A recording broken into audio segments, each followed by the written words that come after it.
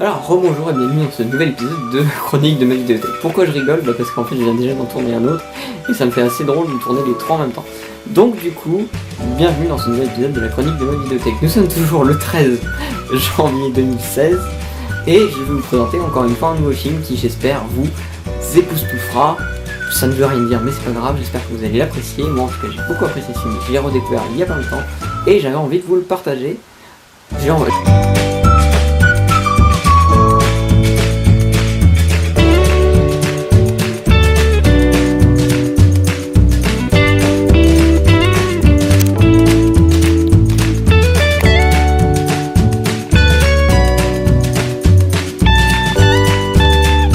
Voilà, je vais vous présenter un magnifique, mais vraiment magnifique film. Aujourd'hui, c'est un peu la semaine chanson quand même, parce que du coup, la chanson est assez importante dans ce film-là. Je vais bien sûr parler de The Eternal Sunshine of the Spotless Mind, et je suis très content de l'avoir bien dire, parce que c'est un titre assez compliqué à dire. C'est un scénario de Charlie Kaufman, que vous devez sûrement connaître pour Dans la peau de John Malkovich, et il est réalisé par... À chaque fois, il faut que j'oublie son nom, que je retienne toujours le nom du scénariste, et jamais son nom à lui. C'est Michel Gondry, voilà, je suis désolé. Michel Gondry, en plus, il a réalisé mon plus grand rêve qui était de voir sur écran L'écume des jours, et je m'en souviens jamais. Donc, du coup, c'est un film sorti en 2003. On peut y retrouver Jim Carrey, Kate Hudson, Elijah Wood, Mark Ruffalo et. Comment elle s'appelle? Et Kristen Dunst, que vous avez pu voir dans Spider-Man. Du coup, c'est un film avec un casting assez extra génial, et ce film est extra génial.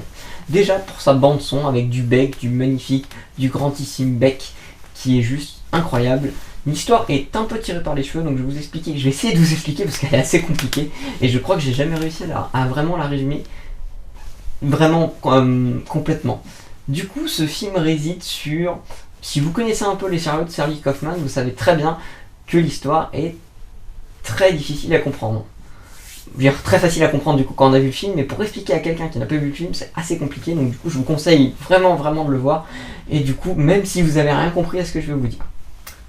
Alors, attention, accrochez-vous bien et pensez à faire des pauses. Du coup, en fait, on va suivre Jim Carrey qui est joué par Joe. On va le suivre dans le film, c'est un peu Jim Carrey et Kate Hudson, c'est un peu les personnages principaux, donc du coup lui c'est Joe, elle c'est Clémentine, et il se trouve qu'en fait, pendant un moment, du coup ils ont été ensemble, ils ont été un couple. Mais on ne sait pas pour quelle raison, Clémentine a décidé de faire disparaître cette relation. Du coup elle n'est plus dans le cerveau de Joe.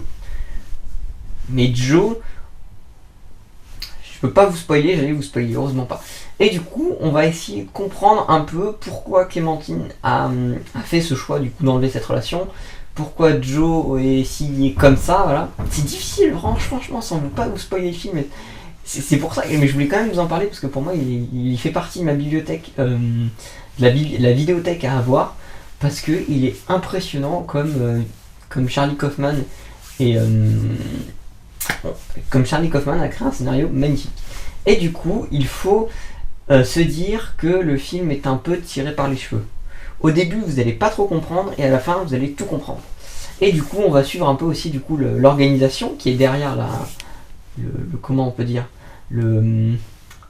l'enlevage de la relation Joe-Clémentine, qui est donc joué avec Kristen Dunst, Mark Ruffalo et Elijah Wood. Ils sont tous les trois du coup dans la même société. Et donc du coup, tout ça va nous être expliqué. Et ça va être assez compliqué. Donc du coup, attachez bien votre ceinture, le regardez quand même, regardez-le avec le cerveau, mais du coup je voulais vous en parler, c'est un magnifique film. Rien que pour sa bande son, c'est magnifique plan, ces deux parfaits acteurs que sont Kate Hudson et désolé. Et Jim Carrey, voilà, je suis fatigué. Et Jim Carrey pour moi il était déjà dans le summum dans ce Truman Show, et là il est encore dans son summum.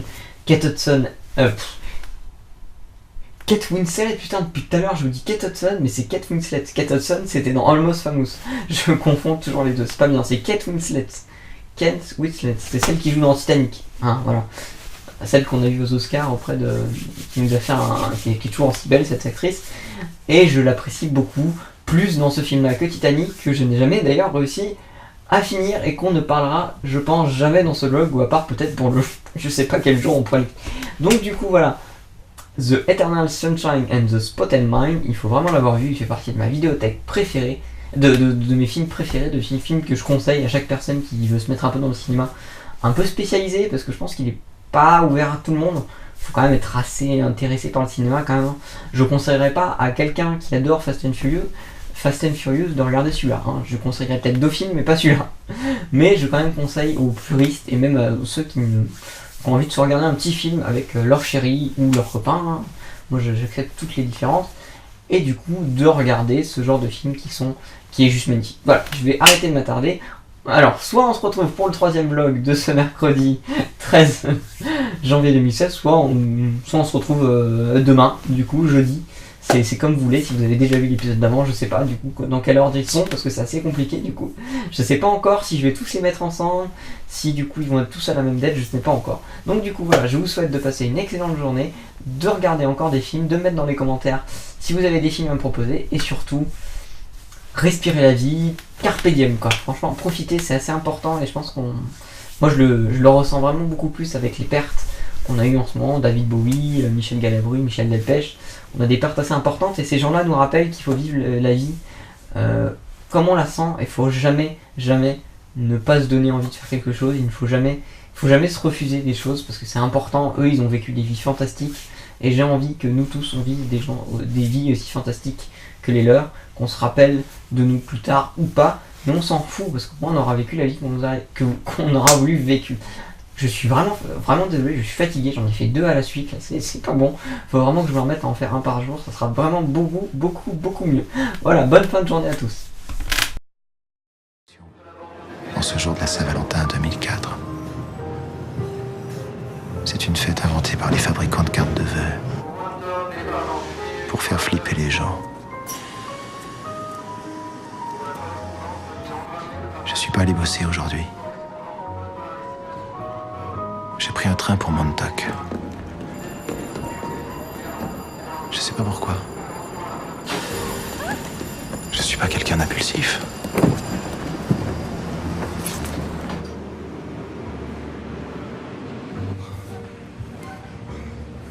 Je crois que j'étais déjà miné en me réveillant ce matin. Faut que je fasse réparer ma voiture. Bonjour Cindy, c'est Joël. Joël, dis, je me sens pas très bien aujourd'hui.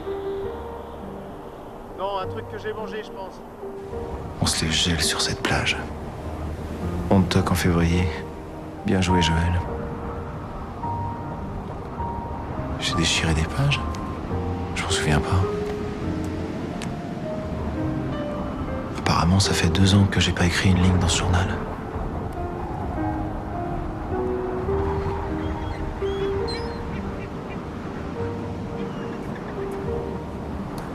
On attache beaucoup d'importance au sable, alors qu'en fait, ce ne sont que des tout petits cailloux minuscules.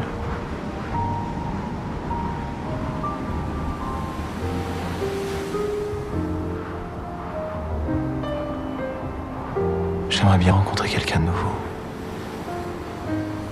Mais il y a peu de chances que ça m'arrive, étant donné que je suis incapable de regarder une femme que je connais pas dans les yeux. J'aurais peut-être retourné avec Naomi. Elle était gentille. Gentille, c'est bien. Mais elle m'aimait.